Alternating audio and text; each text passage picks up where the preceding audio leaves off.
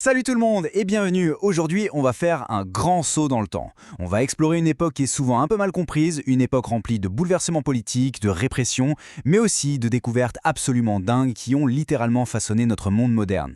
Dans cette analyse, on va comparer deux univers radicalement différents, l'Europe médiévale d'un côté et le monde arabo-musulman de l'autre, en se basant sur la super étude du docteur Bonsoula Noureddin sur les sciences au Moyen-Âge.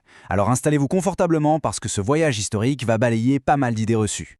Allez, on y va. Voici notre petite feuille de route pour aujourd'hui. On commence par l'étude et son auteur, ensuite on parlera de l'Europe et l'Église, puis de l'âge d'or islamique. On plongera ensuite dans la médecine et les hôpitaux, avant de passer à la géographie et aux mathématiques. Et on terminera avec l'héritage scientifique. Première étape de notre parcours, l'étude et son auteur. Plantons un peu le décor.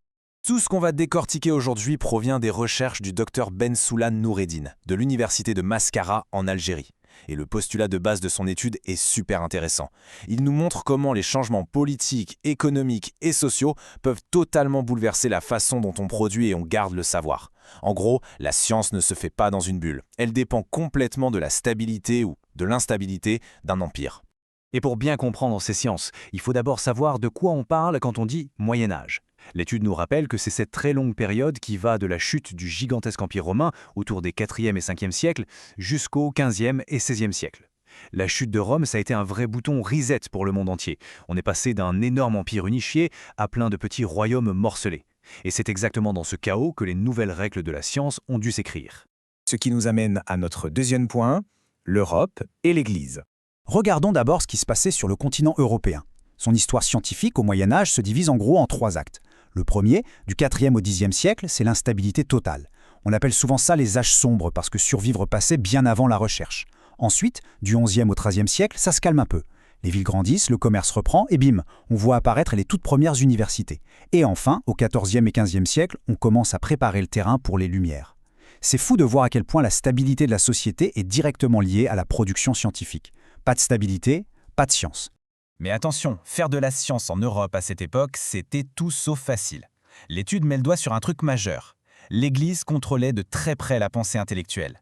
En 1233, les tribunaux de l'Inquisition sont créés. Du coup, faire de la recherche librement, ça devenait hyper risqué. Prenez le philosophe Giordano Bruno, par exemple. Il a littéralement fini sur le bûcher juste pour avoir dit que la Terre tournait autour du Soleil. Nicolas Copernic, lui, avait tellement peur qu'il a attendu d'être sur son lit de mort pour publier sa fameuse théorie. Remettre en question la vision de l'univers à l'époque, ça pouvait tout simplement vous coûter la vie. On passe maintenant à notre troisième section, l'âge d'or islamique. Et c'est là qu'on voit un contraste absolument fascinant. Pendant que l'Europe galérait avec ses crises politiques et ses blocages religieux, un tout autre récit s'écrivait de l'autre côté de la Méditerranée. Le monde arabo-musulman, lui, connaît une période de grande stabilité après l'an 629. Et la différence fondamentale que pointe l'étude, c'est qu'ici, les textes religieux ne bloquaient pas la science. Au contraire, ils encourageaient carrément la recherche médicale et scientifique.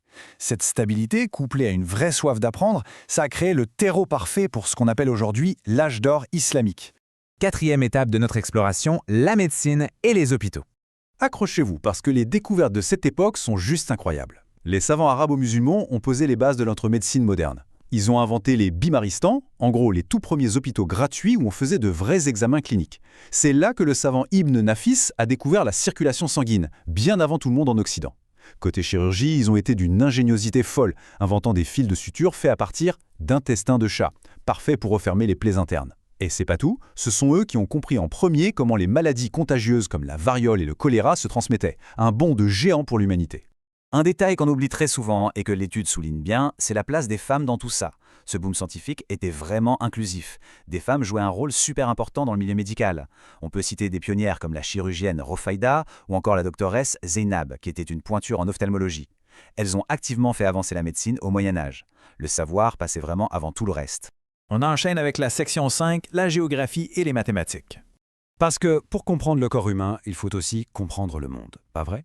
Le monde arabo-musulman était gigantesque. Et entre le commerce, les conquêtes et le pèlerinage à la Mecque, les savants sont devenus de sacrés géographes. Prenez le voyage fou d'Ibn Jubayr en 1183. Il est allé de la Sicile jusqu'à l'Irak, en passant par la mer Rouge. Ses mémoires, c'est pas juste un journal de bord, c'est une mine d'or géographique et anthropologique. Ils ont cartographié le monde avec une précision jamais vue. Mais ce qui est vraiment intéressant ici, c'est la façon dont ils comptaient. Imaginez essayer de faire une multiplication compliquée avec des chiffres romains, des X, des C, des L. C'est une horreur absolue. Pourquoi? Parce qu'il manquait le zéro. Les mathématiciens arabes ont pris les chiffres indiens, les ont perfectionnés et y ont ajouté ce fameux zéro révolutionnaire pour créer le système qu'on utilise tous les jours.